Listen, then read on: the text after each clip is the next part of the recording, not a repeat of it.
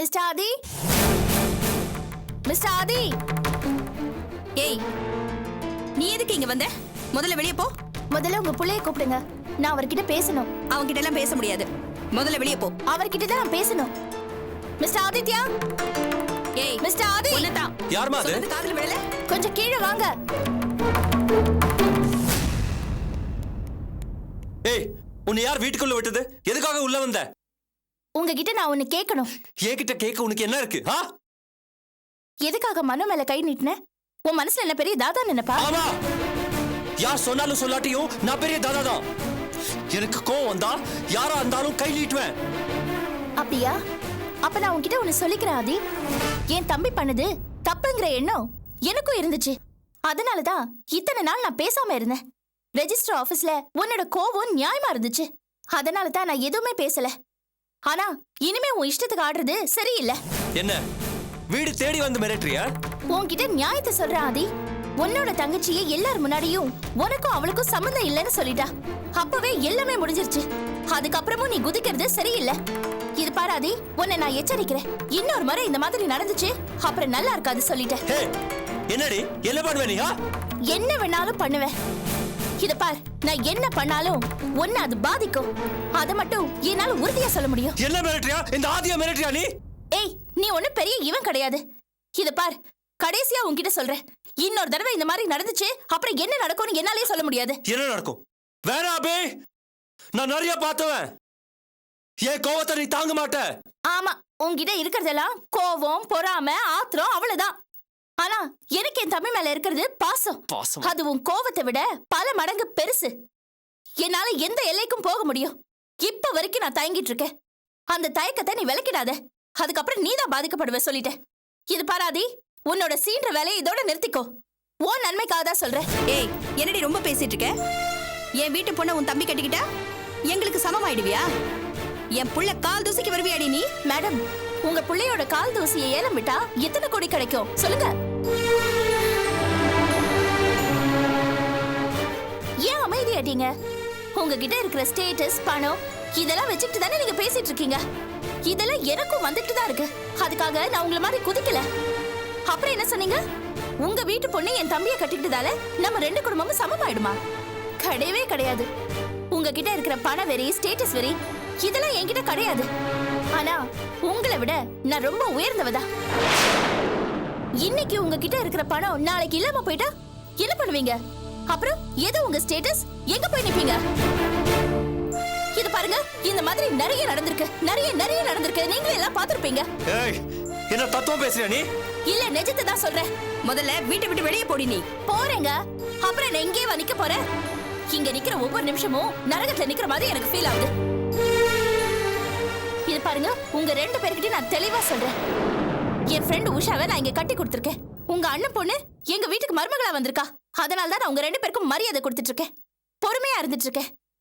இத நீங்க என் பலவீனம் நினைச்சு என்ன அழிக்கணும்னு நினைச்சா அது நடக்கவே நடக்காது. புரிஞ்சுக்கிட்டீங்களா?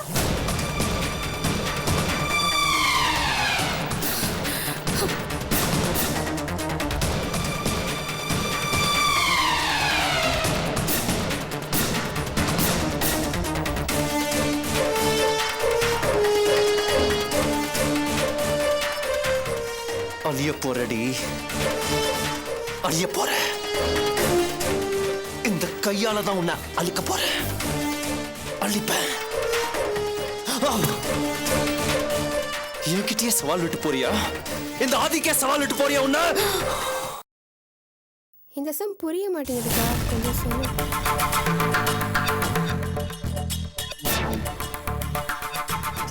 உமா,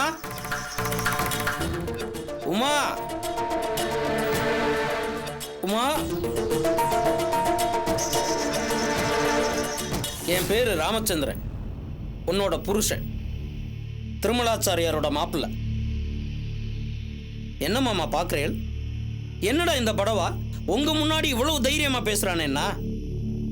என்ன பேச வைக்கிற மாமா. நான் இந்த ஆத்து மாப்பிள்ளை, எனக்குன்னு பெருசா தனியா எதுவும் பண்ண வேண்டாம். ஆனா என்னோட முன்னேற்றத்தை தடுக்காம இருக்கலாம்ல? என்னடா சொல்ற? என்னத்த சொல்றது? அன்னைக்கு நம்ம வீட்டுக்கு வந்தாரே பெரிய மனுஷன், அருணாச்சலம் இண்டஸ்ட்ரீஸ். ஆமா, பெரிய இசை ரசிகராச்சே. அவ்வளவு பெரிய மாமேதைய ரொம்ப கஷ்டப்பட்டு பழக்கம் பிடிச்சேன். ஆனா இப்போ என்ன பார்க்கவே மாட்டேங்கிறாரு. பார்க்க போனா செக்யூரிட்டியை விட்டு இல்லைன்னு சொல்றாரு. ஏண்டா என்னடா காரணம்? காரணமா? இதோ நிக்கிறாளே என் பொண்டாட்டி, இவதான். என்ன மாப்பிள்ள சொல்றீங்க? ஆமா, அன்னைக்கு அவருக்கு பாட்டு சொல்லி கொடுக்கறதுக்காக இவளை கூட்டிட்டு போயிருந்தேன். நான் கொஞ்சம் தனியா போயிருந்த சமயத்துல அவரை கொஞ்சம் கூட மதிக்காம இவ கிளம்பி வந்துட்டா. அது அவருக்கு எவ்வளவு பெரிய அவமானம். அதுல என்ன அவருக்கு அவமானம் இருக்கு? ஆமா, அவர் எவ்வளவு பெரிய விஐபி, அவரை மதிக்காம கிளம்பி வந்துட்டா. அவர் என்ன இவ கையை பிடிச்சா இழுத்தாரு? ஆமா, கைய பிடிச்சுதான் இழுத்தாரு. ஏய், என்ன ஆமாங்கிற? வளராத. நான் ஒண்ணும். நீ பாட்டுக்கு ஏதாவது பேசாத, சும்மா இரு. இத பாருங்க, எனக்கு அங்க போயெல்லாம் பாட்டு சொல்லி கொடுக்க முடியாது. அப்போ அவர் இங்க வந்து பாட்டு கத்துக்கணுங்கிறியா? பாத்தியால மாமா எவ்வளவு திமிரா பேசுறான்னு. என்னம்மா இது? அப்படி இல்லப்பா, எனக்கு அந்த சூழ்நிலை ஒத்து வராது. ரொம்ப பகட்டா இருக்குப்பா. ஆமாண்டி, பகட்டா வாழணும்னா நாமளும் பகட்டான இடத்துக்கு போகணும், அங்க வேலை செய்யணும்.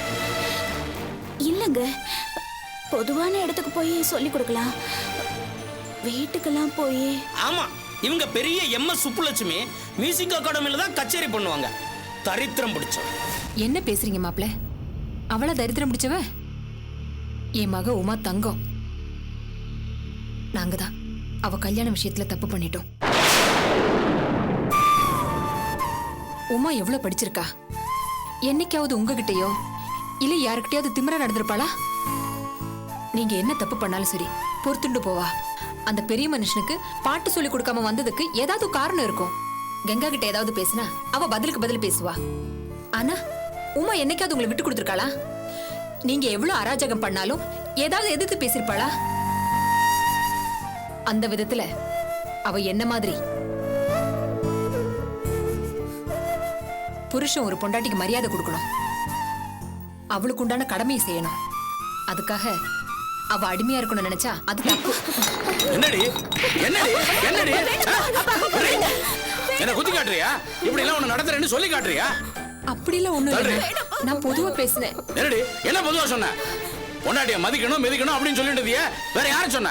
அப்ப நீங்க அவங்கள மதிக்கலையா? நீ பேசாத. இத்தனை நாளா இந்த ஆத்துல நீ மட்டும் தான் பேசிட்டு இருந்த. இப்போ இவளும் பேச ஆரம்பிச்சுட்டா. இன்னும் கொஞ்ச நாள் போனா இதோ நிக்கால வாசிக்கு இவளும் பேசுவா. அப்புறம் நான் மாத்து வாசல்ல கட்டிருக்கேன் நாய், அதுவும் பேசும், இல்ல கத்தும். பொம்பளைங்க அவங்க உரிமையை பேசக்கூடாதா? என்னது உரிமையா? இத பத்தி எல்லா வேதங்கள்லயும் என்ன சொல்லப்பட்டிருக்குன்னு தெரியுமா? கடவுளுக்கு இணையா தாலி கட்டின புருஷனை ஆம்படையான நினைக்கணும்னு சொல்லிருக்கு. அது தெரியுமா உனக்கு? அதே வேதம் தான் பொண்டாட்டிய மதிக்கணும்னு சொல்றது. கடவுளுக்கு இணையா புருஷனை நடத்தணும்ல? கடவுள் இப்படிதான் பொண்டாட்டிய அடிமையா நடத்துறாரா இல்ல கை நீட்டி அடிக்கிறாரா? நீ ரொம்ப பேசாத. இந்த திருமலாச்சோரியோட வேதம்னு ஒண்ணு தனியா இருக்கு. அதுல பொம்மநாட்டிகள்லாம் ஆம்பளைகளுக்கு அடங்கித்தான் போகணும், இல்லன்னா நரகம் தான். இப்ப மட்டும் என்னவா? இந்த பார், உன்னால வாய் மட்டும் தான் பேச முடியும், வேற ஒண்ணும் பண்ணி கிழிக்க முடியாது. இந்த பார், உனக்கும் உங்க அம்மாவுக்கும் சுதந்திரம் வேணும்னா 2 பேரும் இந்த ஆத்துல எல்லாரையும் அழிச்சுட்டு வெளியில விடுங்க. இந்த ஆத்திலேயே இருக்கணும்னு நினைச்சேன்னா ஆத்துல இருக்கிற ஆம்பளைகளுக்கு மரியாதையும் அடங்கி ஒடுங்கி போய்தான் ஆகணும். அது பெத்த அப்பாவுக்கா இருந்தாலும் சரி, வீட்டுக்கு வந்த மாப்பிள்ளைக்கா இருந்தாலும் சரி. புரியுறதா?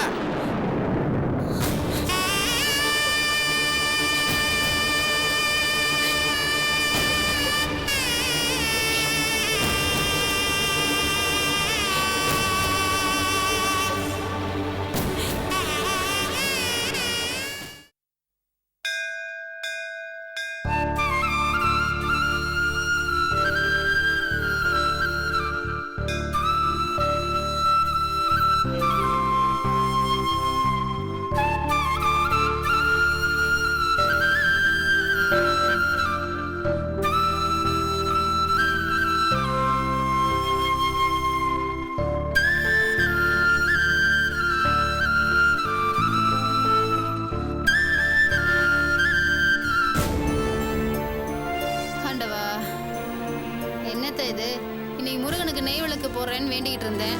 ஒரு கடை கூட காணுமே, என்ன பண்றது? அதுக்கு பதிலா உண்டையில காசு.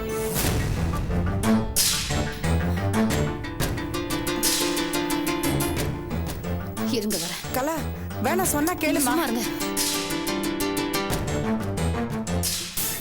அமைதியா உட்காந்து ஆண்டவனை வேண்டீங்களாக்கோ? அடுத்தவங்க குடும்பத்தோட நிம்மதி எல்லாத்தையும் கெடுத்துட்டு நிம்மதியை தேடி வந்த சாமியார் மாதிரி உட்காந்து போஸ் கொடுத்துட்டு இருக்க. இப்போ உங்களுக்கு என்ன வேணும்? நிம்மதி வேணும்.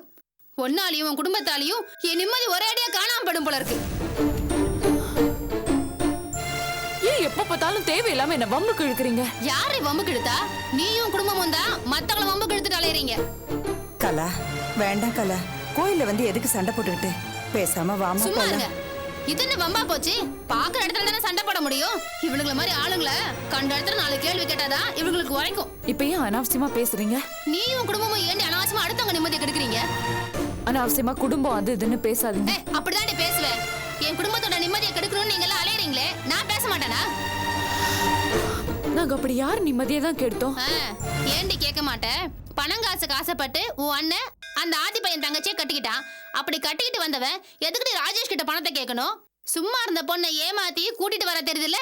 அப்படி கூட்டிட்டு வந்த பொண்ணுக்கு தான் காசு எல்லாம் புடவை எடுத்து கொடுக்கணும். அதுக்கு துப்பு இல்லாம அவன் வந்து ராஜேஷ் கிட்ட பணத்தை கேட்டானா? அந்த தரத்துல பையன் வட்டி கடைக்காரங்கிட்ட போய் ஏன் புருஷன் பணம் கேட்டான்னு சொல்லி ஏமாத்தி பணம் வாங்கி அண்ணன் கிட்ட கொடுத்துருக்காண்டி. நிஜமாவா சொல்றீங்க? பின்ன பொய்யா சொல்ற? ஒண்ணுமே தெரியாத மாதிரி நடிக்கிறேன். கொஞ்சம் பொறுமையா பேசுங்க. கோவில்ல ஏன் இப்படி கத்துறீங்க? அப்படிதான் நீ கத்துவேன். விடு கலா, போ. சும்மா இருங்க. எதுவுமே பண்ணாம ஏன் புருஷன் இதுல மாட்டிட்டு இருக்காரு? ஏன் புருஷன் கடன்காரன் ஆக்கிட்டு இவன் அண்ணன் அவன் பொண்டாட்டிக்கு புடவை வாங்கி கொடுப்பானா? கேவலமான பழப்பு இல்ல இது. மரியாதையா பேசுங்க. மரியாதை பத்தி நீ பேசுறியா? புதுசா வந்தவளுக்கு புடவை வாங்கி தர காசு இல்லன்னு உன் அண்ணன் வந்து எங்க வீட்டுல அழுவானா? உடனே எங்க வீட்டு தர்ம பிரபு என் புருஷன் பேரை சொல்லி 5000 ரூபாய் வாங்கி கொடுத்துருக்காண்டி. என் புருஷனை இழிச்சு வாங்கி நினைச்சிட்டு இருக்கீங்களா? வேண்டாம்மா, கோயில்ல வம்பு வேண்டாம். அடியே, மறுபடியும் சொல்றேன், உன் அண்ணன் வந்து என் வீட்டுல காசு கீசுன்னு கேட்டா உன் குடும்பத்தையே சந்தி சிரிக்க வச்சிருவேன். வாமா, ஜாக்கிரதை. வாமா போலாம். வா, ஆனங்கிட்ட சொன்ன கேளு.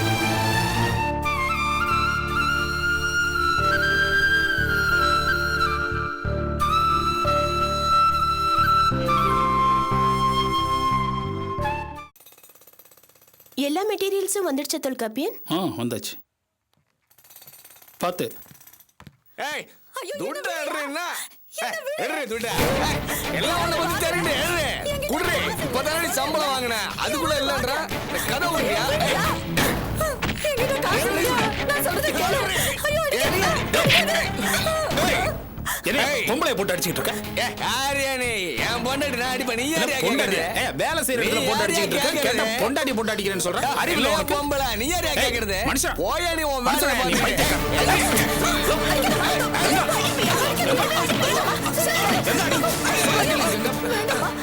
ஏண்டா பொம்பளைன்னா உனக்கு அவ்வளவு இளக்காரமா போச்சா? உனக்கு வலிக்கிற மாதிரி தானே அவளுக்கு வலிச்சிருக்கும். அவளு மனுஷி தானே, அறிவில்ல உனக்கு? அறிவு பேசாத. அவ ஏன் பொண்டாட்டிமா அடிப்ப உதப்ப. நீ யாருமா கேக்குறதுக்கு? பொண்டாட்டியா அடிக்கிறியா?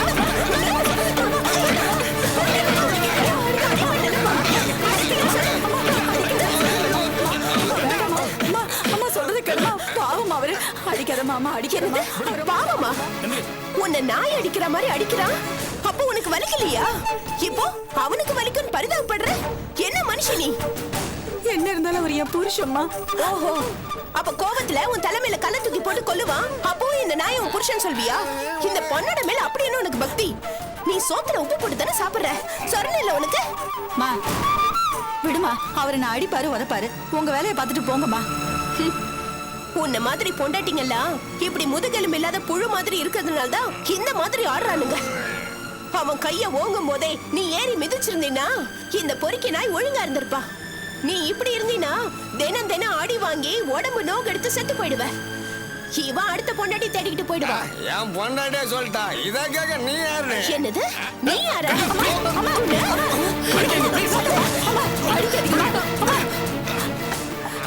போங்க ப்ளீஸ். இல்லைங்க, அந்த பொம்பளை எவ்வளவு முட்டாளா இருக்கு பாருங்க. அம்மா நீங்க பாத்துக்கங்க. நீங்க போங்க ப்ளீஸ். போங்க. எந்திரிங்க. பாத்து.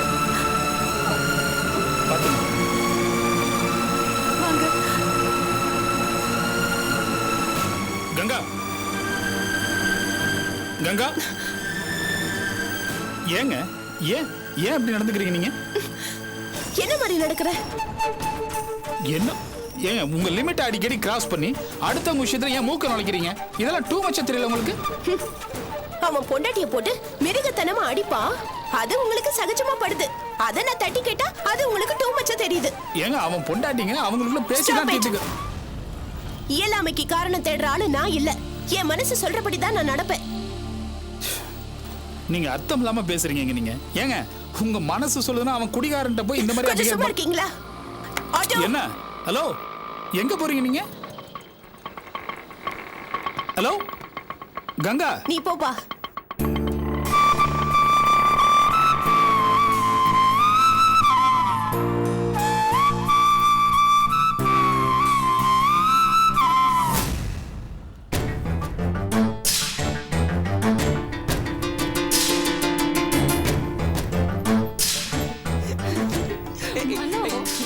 நான் சொல்ல கேளு.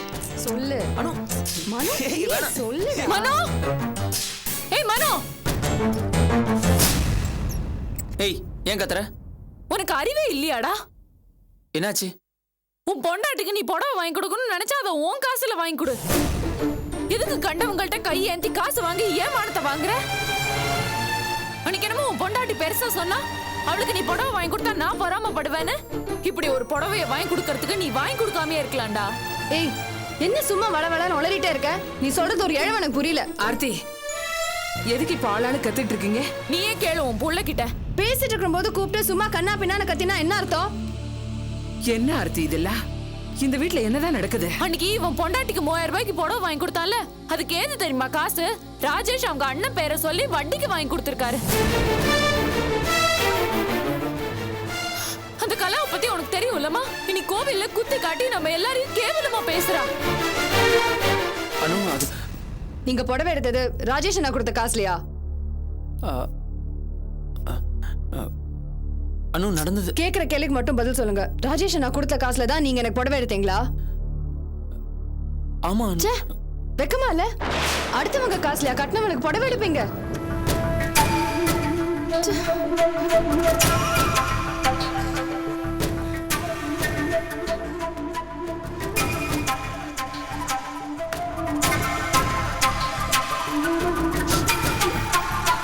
அனு சாரி அனு, நீ ஆசைப்பட்டு இருந்தா நான் அந்த அனு என்ன பண்ற நீ? இந்தாங்க இந்த வளையல வைத்து அந்த பணத்தை திருப்பி கொடுத்துட்டு வாங்க. ஐயோ வேண்டாம், நீ இதை புடி அனு. ப்ளீஸ் சொல்றத கேளுங்க. முதல்ல அந்த பணத்தை திருப்பி கொடுங்க.